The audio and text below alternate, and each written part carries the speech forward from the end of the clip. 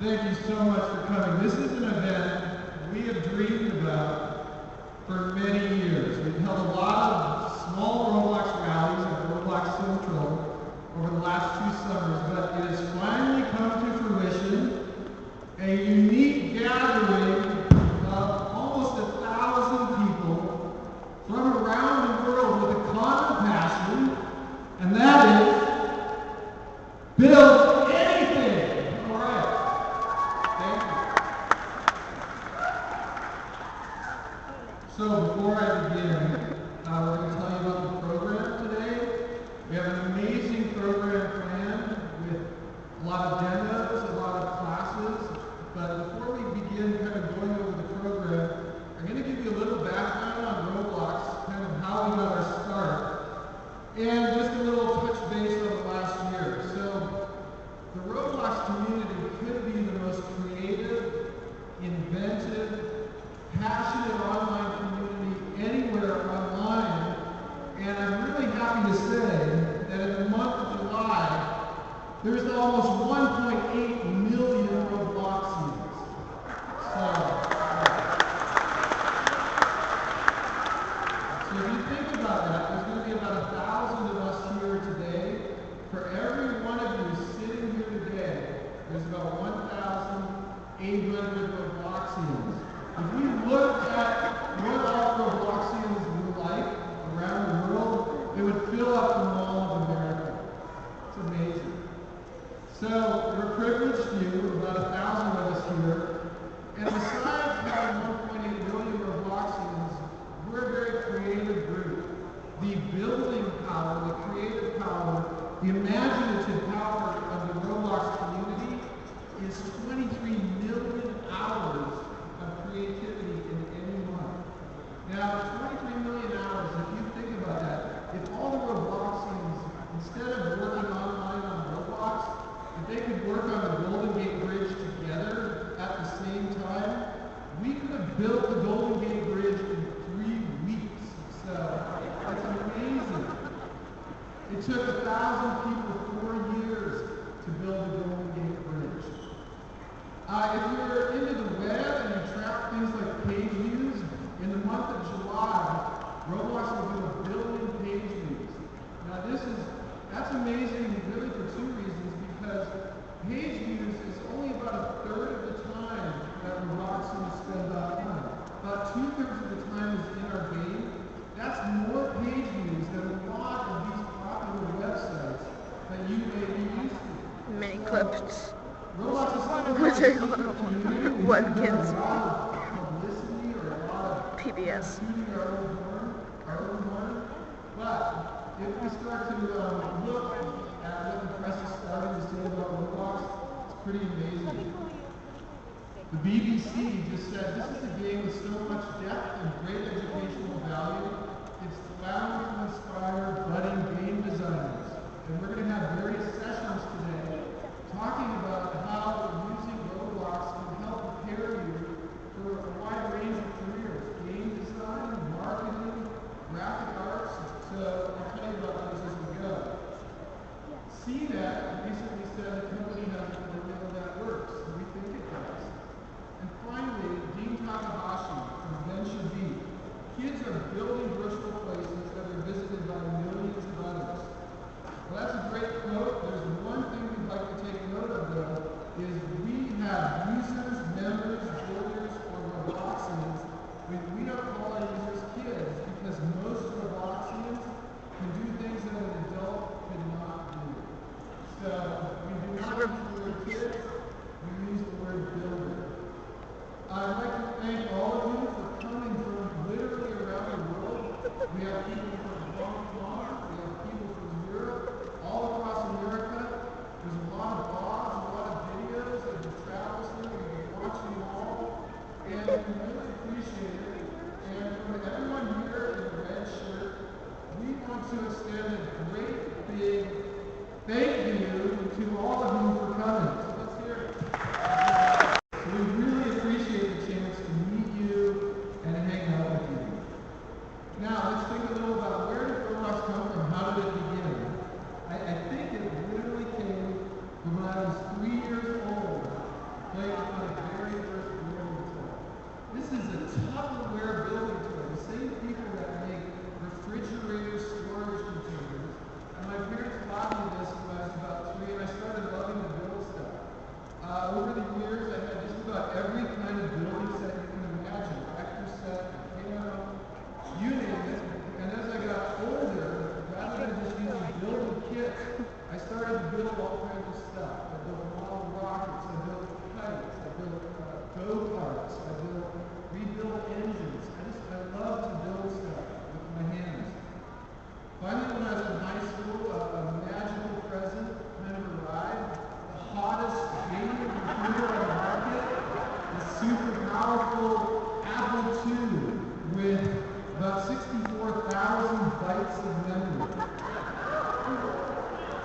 64,000 bytes. The laptop running right over here has about 10,000 times the power of my first laptop. But I started programming on this laptop, and in those days, rather than using Roblox script or Lua, you had to use assembly language, 6502 assembly language, and literally, twist every bit and every byte on the computer. But I started copying all of the games that I saw in the arcades, lunar lander games, physics games, vehicle games, and this is kind of where I developed my love of physics simulation. So I kind of got into this. I went to college, had a few jobs, but then about a year or two after college, I founded my first company to make physics educational software. The company was called Roblox Rally. Our product was called Interactive Physics. And Interactive Physics was kind of a 2D physics lab on the computer. Had a physics engine, you could design physics experiments and run them. And it had a lot of the kind of same technology as games you may be familiar with now. 2D physics games like Angry Birds or Cut the Rope or Ride Runner. And it was at this place that I met a really incredible programmer named Eric Castle. He's really kind of the co-founder of Roblox and an extraordinarily talented programmer. We worked together at Knowledge Revolution and worked on interactive physics, and over the years, we won many, many, many awards, including several Mac User Editor's Choice Awards, which at the time was kind of the best award you could ever win anywhere. So we were very successful. We sold that company, but after we sold it, we started looking back at how are kids really using interactive physics, and a lot of them were not using it for school. They were using it to torture blocky characters with crazy Rube Goldberg machines. And if you go on YouTube right now and look up interactive physics, you're not going to see a lot of physics lessons. You're going to see tens and hundreds of crazy mechanical Rube Goldberg kind of simulations. So light bulb kind of went on in our head, and when we started thinking about what's the next thing we do, I started thinking, what would be this kind of ultimate 3D, physically simulated online toy world where people could just about build anything? And we started making a prototype. This is the very first prototype of Roblox. You can see the names are different, but some interesting stuff. The core idea of making a place, sharing it with other people, was right there. If you look at the types of games we were hoping people would make, you can see a lot of these games are on Roblox today. And the idea of sharing models that was made by other people, we were thinking about that. We knew we wanted to have all kinds of competitive things, not just for building, but for combat and for designing interesting clothing. That was there, as well as the idea of a social community. So, the idea of Roblox was born. We had this vision that ultimately, if you went to Roblox and you needed a bulldozer, and you searched for bulldozer, you would find tens and hundreds of super high quality, physically simulated, very realistic bulldozers, not just that you could drive, but that you could take apart. You could see how they were built, you could put them back together again. And this really is our vision today. So this is where we're going. This is what we want Roblox to look like ultimately when we meet our goal. We looked at a lot of names. You saw Dynablox and GoBlox. Actually, if you go online, both of those URLs will point back to Roblox, so we don't need all of those. But we did a lot of testing with lots and lots of people, and we came up with this idea of robot meets blocks or Roblox. You can buy the URL, trademark it everywhere, so we got a great name. Here's version 1 of Roblox, when we went live. Now this is a great lesson in persistence, because version 1 of Roblox was more of a puzzle game. It was not multiplayer. It was not, you did not have a character. We tried it for a while. Eric and I wrote Me and Nathan played at that time. Yeah. All of these things can make it sticky and fun and exciting. So boom, very soon after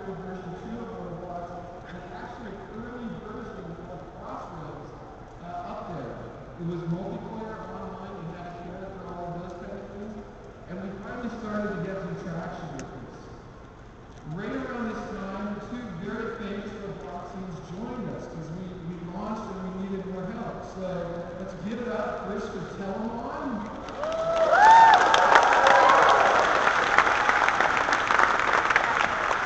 And let's also give it up for Matt Dusek. This was the four-person team that worked together in really a single room, small office for a while, just cranking and iterating a new version, a feature for a while.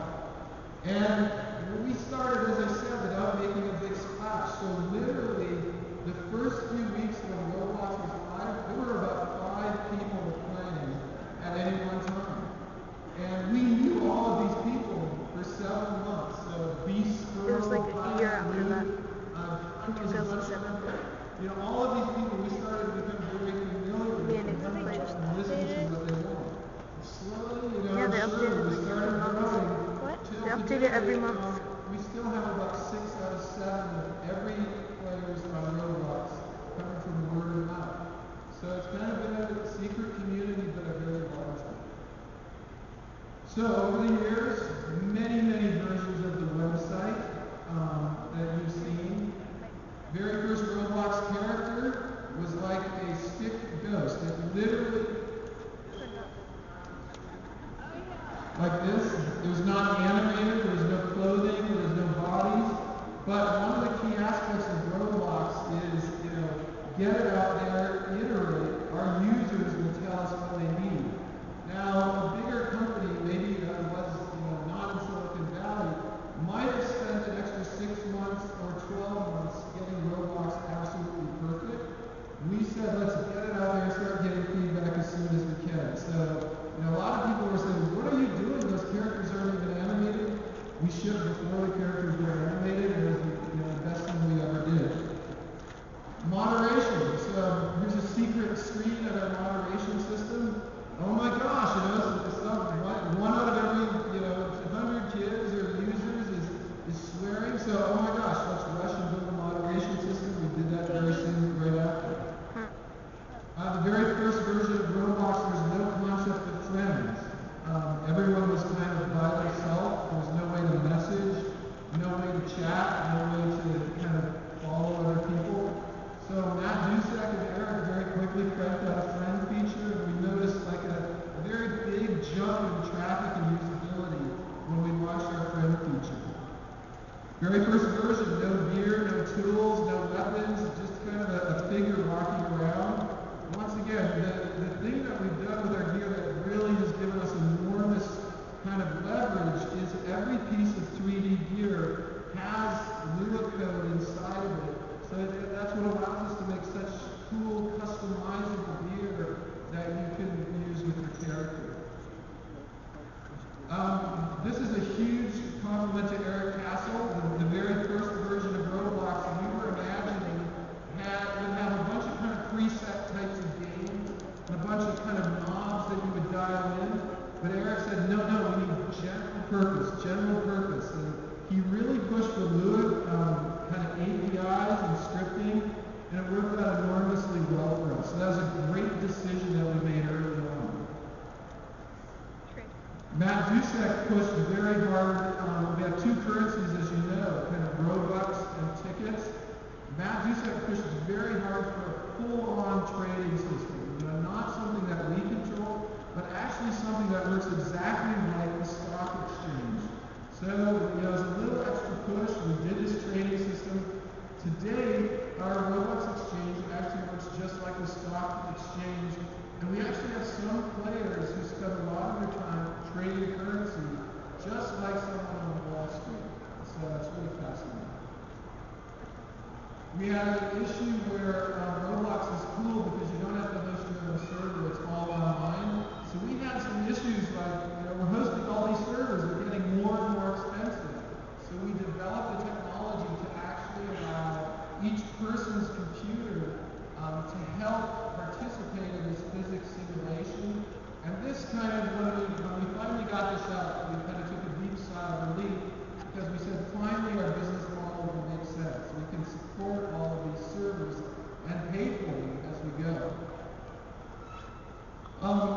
when we did our shirts and our pants, we made, from the start, we had a decision that every piece of clothing should work on every body.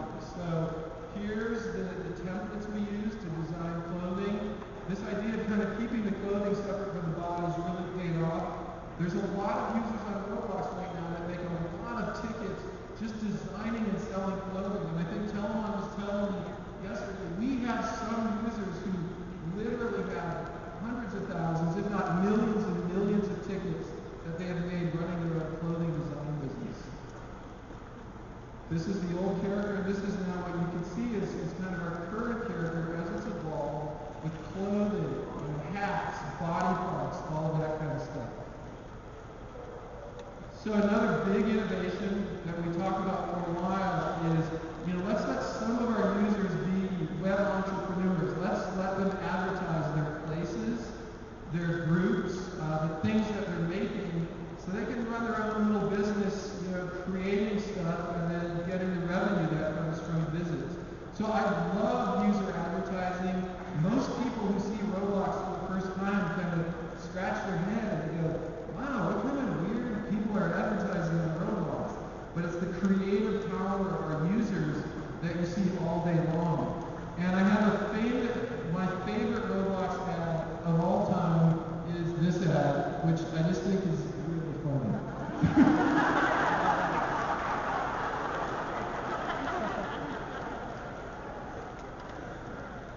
Bodies, once again, big innovation, letting any piece of clothing work on any body.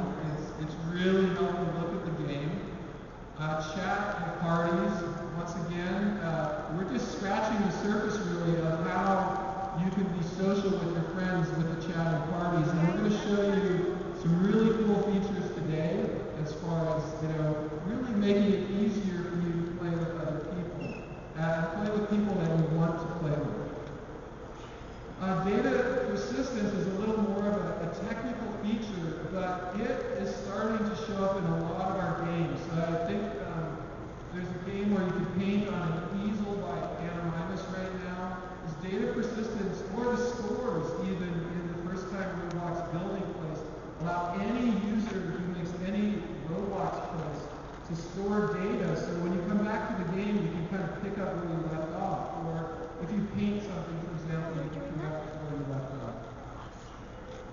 Cross-platform, of course, Macintosh has been a really big boon to us. And for those of you that are engineers, we've built our Macintosh product in a completely cross-platform way so that other platforms in the future are very easy and possible. I'm not going to announce anything, but I would just say behind the scenes, you can imagine all the different places ultimately where we want to be playing Roblox, and we're thinking about that. 10 minutes, you can't put it on. Behind the scenes, you haven't seen it, but lots and lots of performance enhancements. You're actually going to see some engineering discussions today about how we improve the performance of Roblox, so you're going to really like that, graphs, and how you do computer software design. Literally hundreds and hundreds of smaller features that we've done, and of course thousands and thousands of bug fixes. So what have we got in store for you today? Here's the schedule. Almost everyone in Roblox has participated in the creation of the schedule today. You're going to see not just me or Telemon, but lots and lots of Roblox employees. Come up and talk to them after they talk. We're going to go and stand over there. But your favorite features, you're going to get to see the people that actually... Thanks for the intro again. Thank you. All right. How many people here already have an iPhone? Ooh, good to see. How many people here have already downloaded the Roblox iPhone app? Awesome. Great job, people. We're going to be talking to you today about currently have on the iPhone app, and also what we have on for the future of the iPhone app.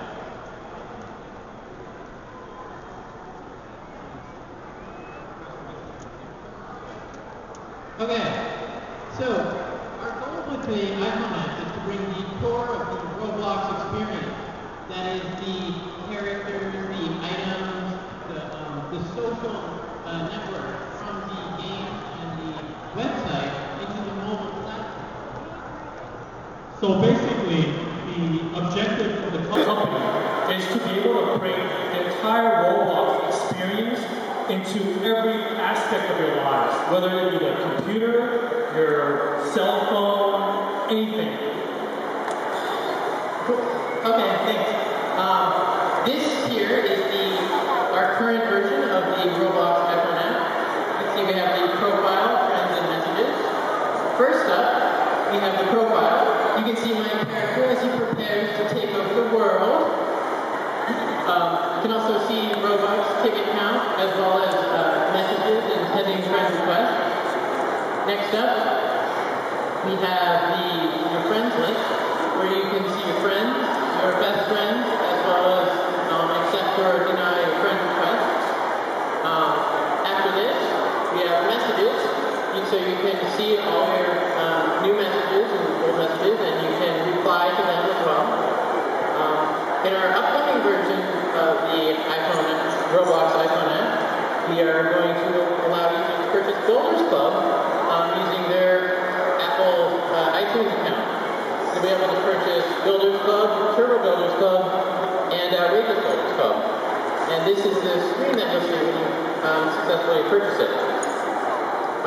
Next up, David is going to be talking to us about a new game that is coming to the Roblox iPhone app. Alright, so I'm going to do a little something that I don't think anyone else has done at the presentation so far. I'm going to show you something that is nowhere near being completed yet. But as a special treat, I'm going to show you something that's in its very early stages of development, and it is the mobile mini game. We don't even really have a name for it yet. And information is very top secret because you will be the first in the world to know about it. The mobile mini game is basically the first step in taking the Roblox gaming experience into your mobile devices. And it will be integrated into the application that Aaron told you about, which is already available. So with this game, you'll be able to play Roblox everywhere you go, such as hanging out shopping with your parents, or if you are coming home from school. So let's take a look at what this Roblox mini game is. It is a one-on-one duel against your friends or against the computer. In your arsenal will be the existing gear items that you have from the Roblox game. The objective is basically to be the best by using a combination of skills and the appropriate gear items to beat your opponents. That's all I can pretty much tell you about the game itself. But I figured this presentation would be too short if I can end it right there, right? So I'm going to give you a little behind-the-scenes look at how I created this game. The first thing I do is I collect ideas from everybody in the entire company. Because Roblox is full of such creative minds. We don't want anybody to be left out. So I take all those ideas, and I kind of jot them all down, and then I take the best ones, and I put them into something called a design spec that you see right here. The next step is I take those written ideas, and I translate them into something called wireframes. Wireframes are basically drawings of every single screen that you're going to see in the final product. These are just very simple sketches, but it gets the idea across. And I give these wireframes to the designers, artists, and engineers so that they know what they're working on. Let's take a closer look at a few of these wireframes. So last week, this is a true story by the way, I was in a rush to get this presentation together. The designer, luckily, was able to render just these three screens right here, so I have more dazzling to show you at the presentation. He literally just finished, Friday, I think. And I really rushed him to get it done. But yeah, he was able to render these, and they look pretty good. Only, 3 of us in the company have even seen this, including myself. So it'll be a very special treat for you guys, and probably people at Roblox as well. So let's take a look at the final product and how it's going to look. Alright, so yeah, this is it, and yeah, so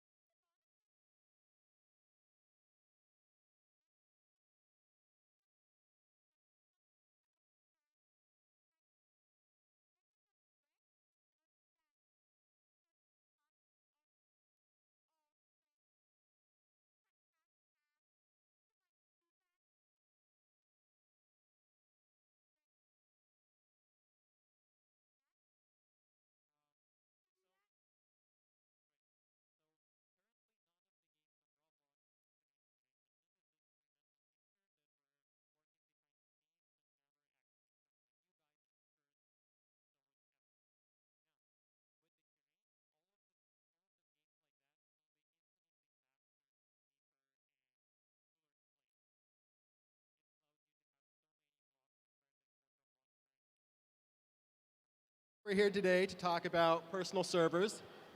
This is an exciting new feature that's actively under development. We're going to give you a little bit of a sneak peek or behind the scenes, if you will. It's been a lot of fun to work on this feature, and we hope you're as excited to play it as we have been to build it. With that said, I thought we would start with a little story to give you a background of how we decided to make personal servers. It all started about a month ago. NJ and I were having a duel with Sorkus and Hot Toth to see who could create the coolest building in Welcome to Roblox building.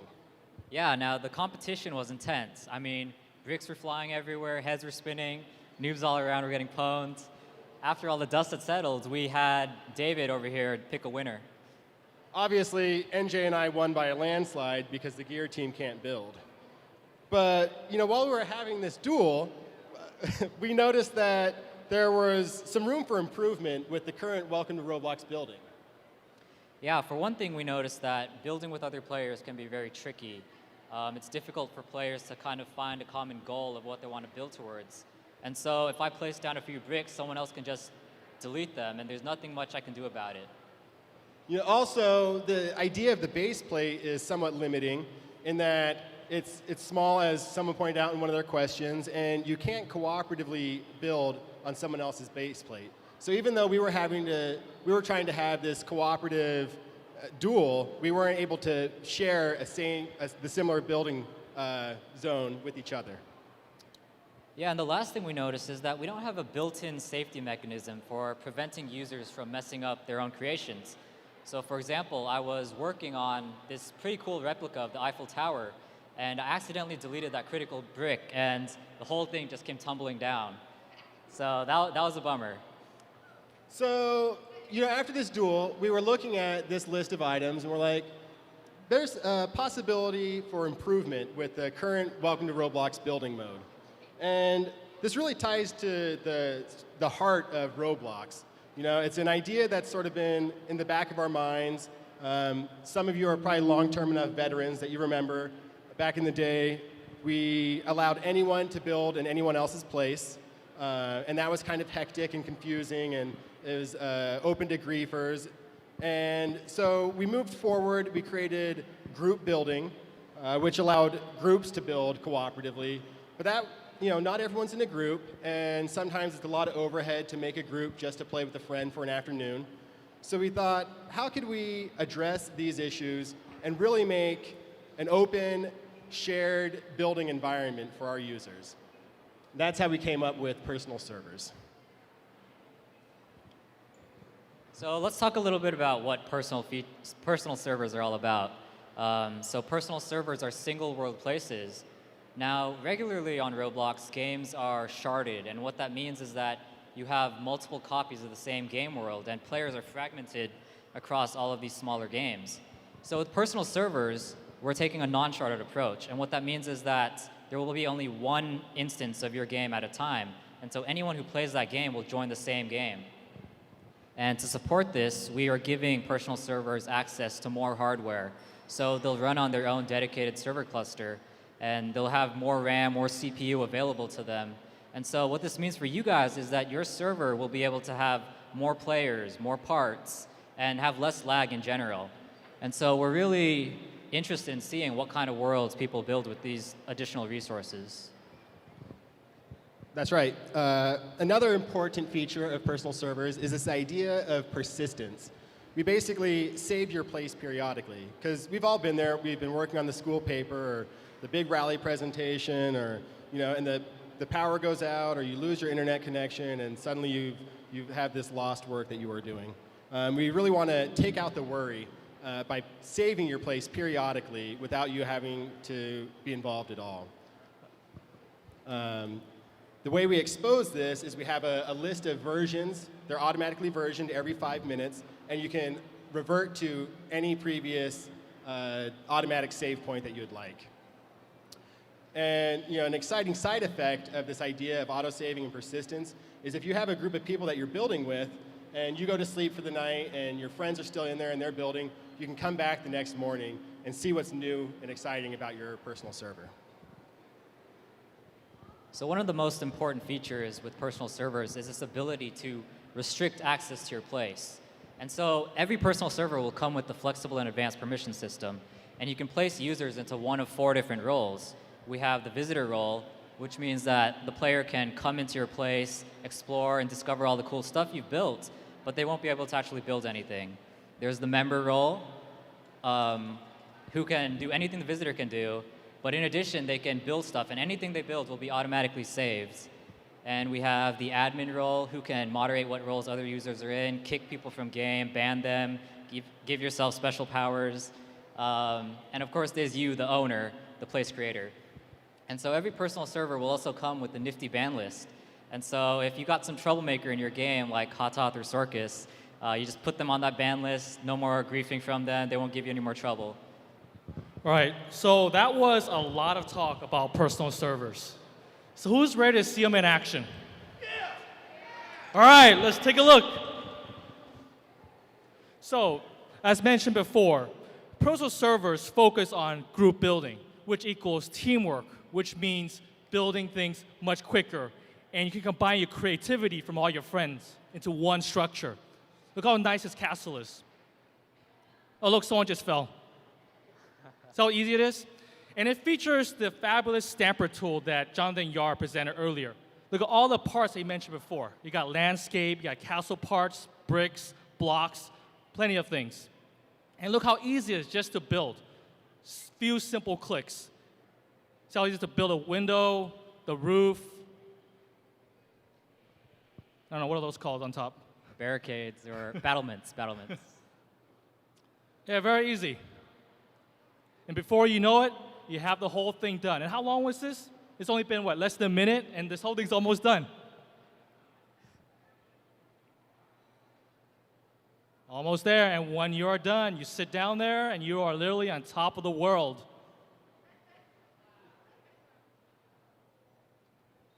All right, so you guys must be wondering now, how do I make a personal server? It's very easy. Go to my Places page that you're all probably familiar with already. When this feature will be released, you will have 2 buttons on top. Make sure to select the one that says Create Personal Server. You'll be taken to a Create New Place page.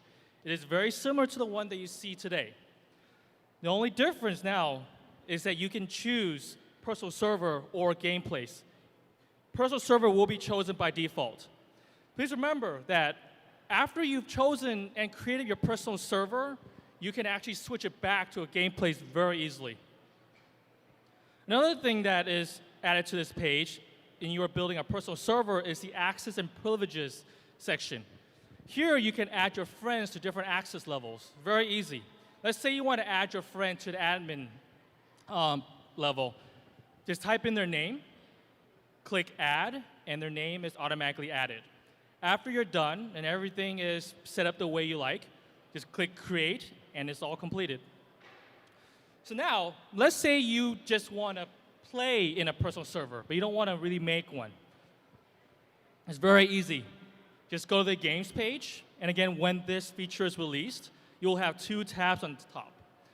You'll have a games tab, which shows the games as they do today, and you also have a personal servers tab.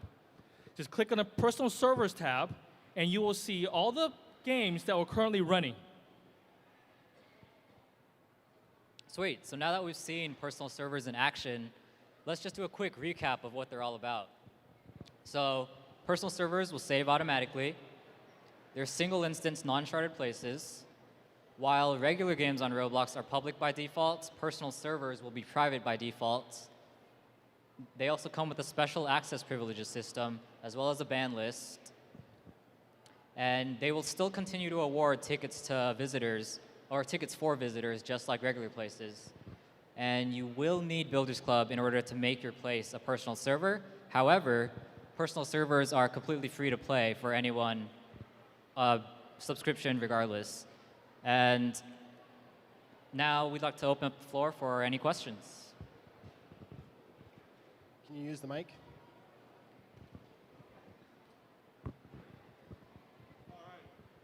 Oh, you are hearing me talk. Okay, it's working. Let's start with the left this time, because we're going to start with the right. When will it be released? So we are still working on it. What you actually saw was like alpha footage. So we do expect it to be released about 2 or 3 weeks from now, is a rough estimate. These guys are supposed to be working on it. So if it doesn't come out in 2 or 3 weeks, these guys. All right. Can we get a question from the right here? Why does everything, including personal servers, have to be Builders Club only? So in the case of personal servers, we require Builders Club in order to make them because we're giving out extra hardware resources. Like we said, you'll be running on your own cluster, and you'll be able to have a lot more people in at once, and you'll be getting additional hardware resources. But one important point is you do not need to be in Builders Club to play in a personal server, only to own your own. Can we take a question from the left here? Will normal games places be able to switch to personal servers like easily or? Yeah, they will. So we want personal servers to be just like regular games in that you can switch them back and forth anytime you want.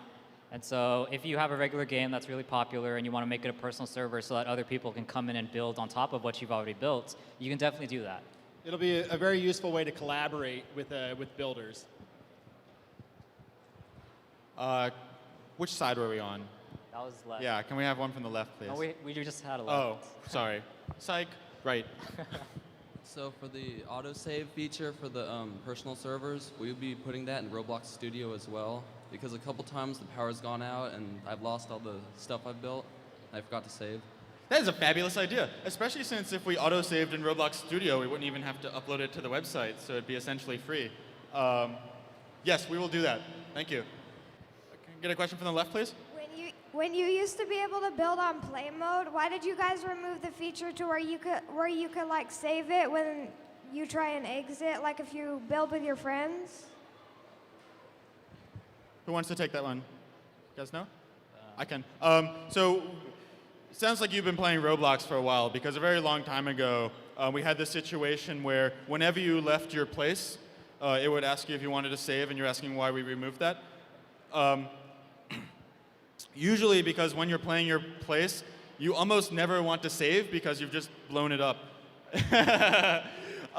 So what we were trying to get at was sort of the kind of functionality that Isaiah, Nevin, and David have just presented to you, but we hadn't before put in the work that we have now done to do it in a good way. So we think we're solving that problem with this feature. As an example, to make really, really big games. Terrain's powerful, but still has some limit. Teleport is our attempt to make really unlimited games. Right now, Roblox looks like this. We have a bunch of places, and we have a bunch of games per places, and nothing is connected. With teleports, it will look more like this. You can connect every single game to each other and travel in between. So, what is teleport? Teleports is a way to transfer your character from one place to another without touching the website. Instead of telling a lot of words, I will try to show you a small video how does it work. In this particular place, you just go to the teleport station, press yes to confirm your teleportation, and you are in a new game. In this particular case, it's Crossroads. You can do whatever you usually do in there, like run around, play a little bit, do anything you want, and then, for example, you can take another teleport spot. As you notice, you fetch preview of the place you are going, so you can see where you're going to. And after you're done, you can play another game. So basically, you can play a bunch of games without leaving a game at all. You don't need to go to the website to play those games. So, how teleports can be used right now? One way, most simple one, you just grab free model from Roblox or any other teleport model, put it in your place, and you're good to go. You can customize it any way you like. And it's already alive, so you can start using it right out of the box.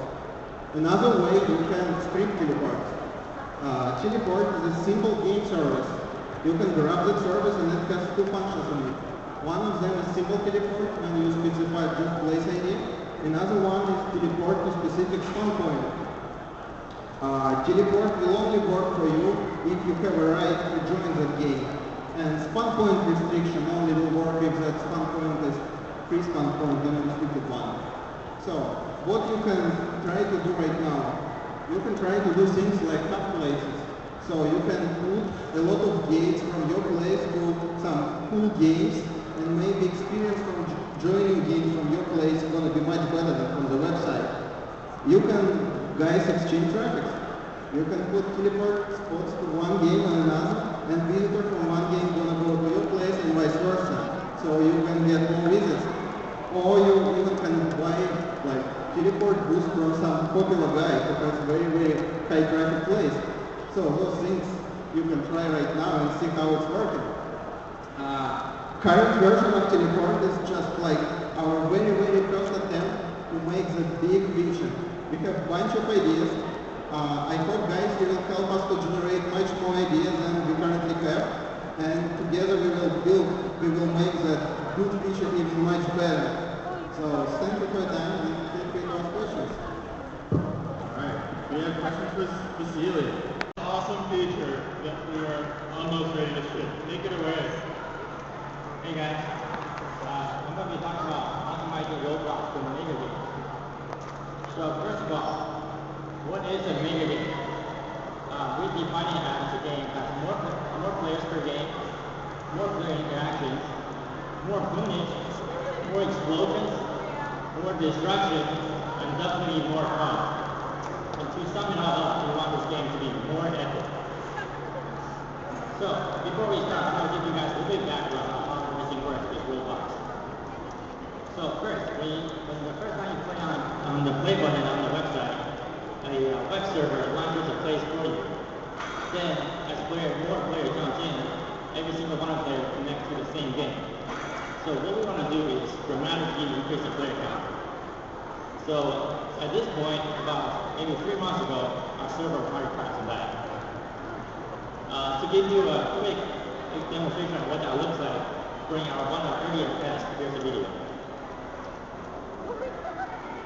So you can see this is one of our initial tests featuring about 100 players in a very simple level. You can see that everything is moving very slowly. A lot of players doesn't have a body. You can see only the head and everybody jumping around. So this is definitely not a good experience.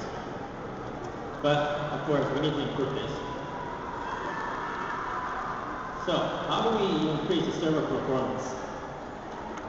Well, we can definitely get a room full of supercomputers to do the job. That will definitely work. But something like this will require tons of money, and this is something we do not have. So that naturally leads us to we need to identify slow codes in our own application. And to do this, first we need to decide what kind of tools we want to use. And here's a short example of the tools that we use.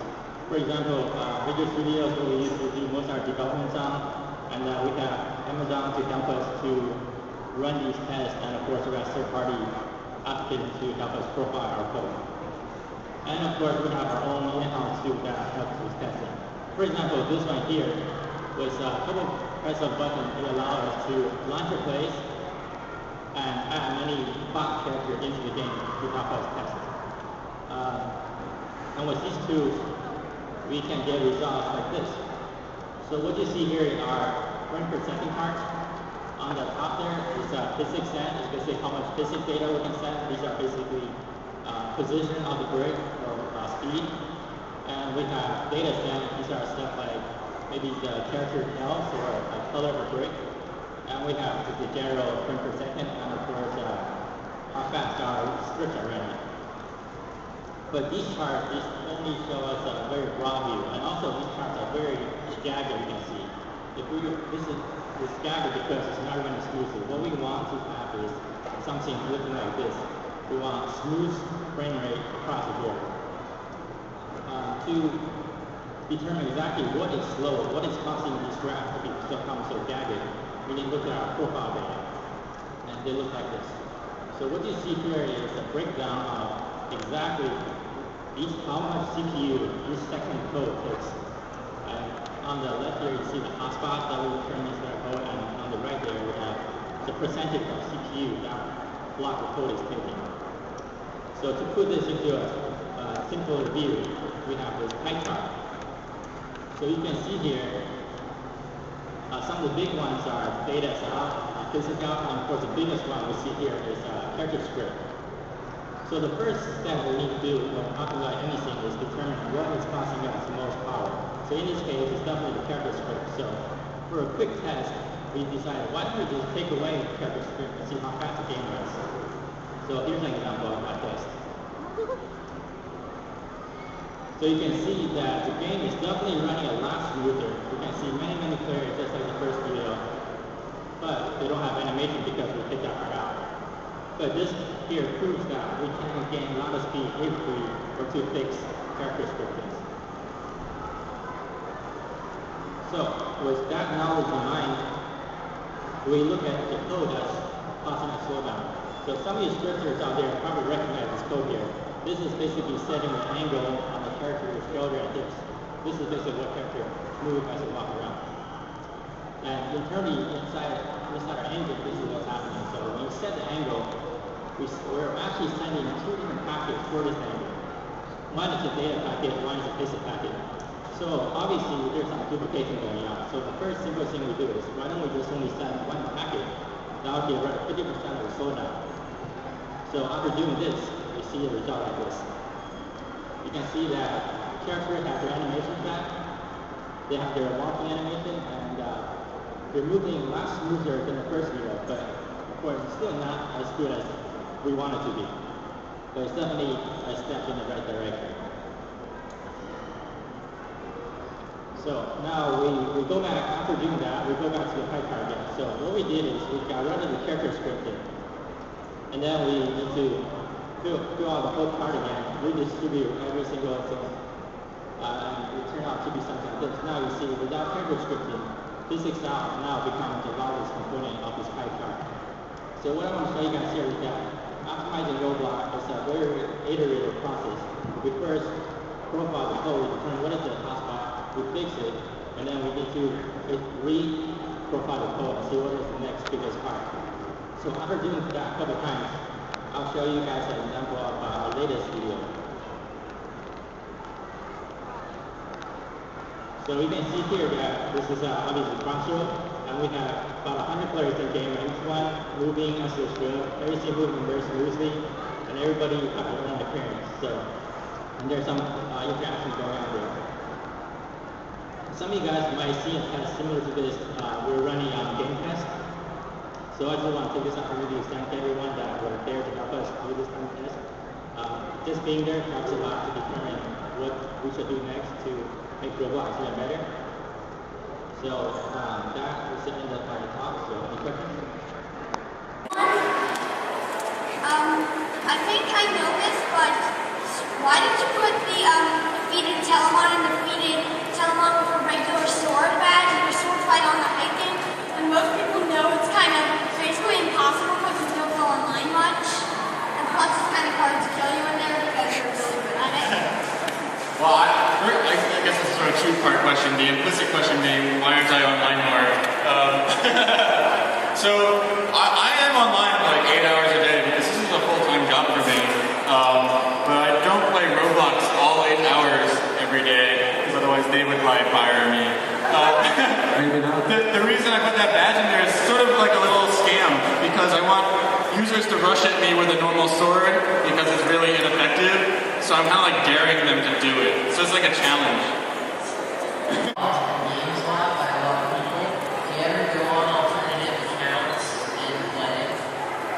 Yeah, I have about 100 alternative accounts, and in fact, in our early years, I was maybe half of our users. Good morale building, John. That was wise. Very smart. Okay, so on this slide next is going to be research. I'll teach you some of the basics of scripting. If you've scripted before and you have a general understanding of how to script, you may want to come to the advanced talk. I think it's at 3 today? At 3 o'clock today. If you have no idea what scripting is, and you don't even know what the word means, the explosion on the left, and on the right we have instant.new explosion. So let's go for all 10 seconds. What is this new explosion? Well, I just did that. I could have called it whatever I wanted. I could have called it my username. I could have called it Gillette Project. I could have called it Hello World. Something in programming that we call the variable. We already defined new explosion.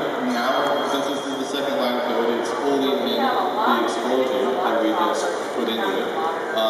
And basically, when you do almost everything, but we will eventually be monitoring everything. And this is an example of how we do that. This is the Roblox dashboard. I would say that Matt and I and others at Roblox, and Builderman over there, hey Builderman, thank you for coming. Look at this, thousands of times, maybe a day. This is our dashboard. It is about 5 pages of plots. Each page has about 10 or 12 plots. We have a rule that any problem on the site, we should be looking here to figure out the problem in less than 5 minutes. And if we can't, then the next time around we'll add a plot to make sure we can. This also sends off alerts to our phones if there's a problem. So we monitor a lot. We also think about a lot. So we are dealing with concepts in computer science, in hardware engineering, in software engineering, the whole gamut. So there's a lot to think about, there's a lot to monitor and measure, but there's a really simple thing that I want all the players here to realize. And that is, under the hood, Roblox is just another Roblox map. It's just another Roblox game. So if you're a Roblox player, and you go home and you make a Roblox game, and you program in Lua, we also program in Lua, and we program in C# and C++. You go and you find models and bricks, and you put them all together to make a really cool place. We do the same thing. You get online and you play with your friends. We make Roblox with our friends. So a lot of what you do as players every day is a lot like what we do in a game company to make Roblox. So I think that's really cool. So let's check out some scalability ideas. So scaling is a lot like, an easy way to say it is that plot at the beginning.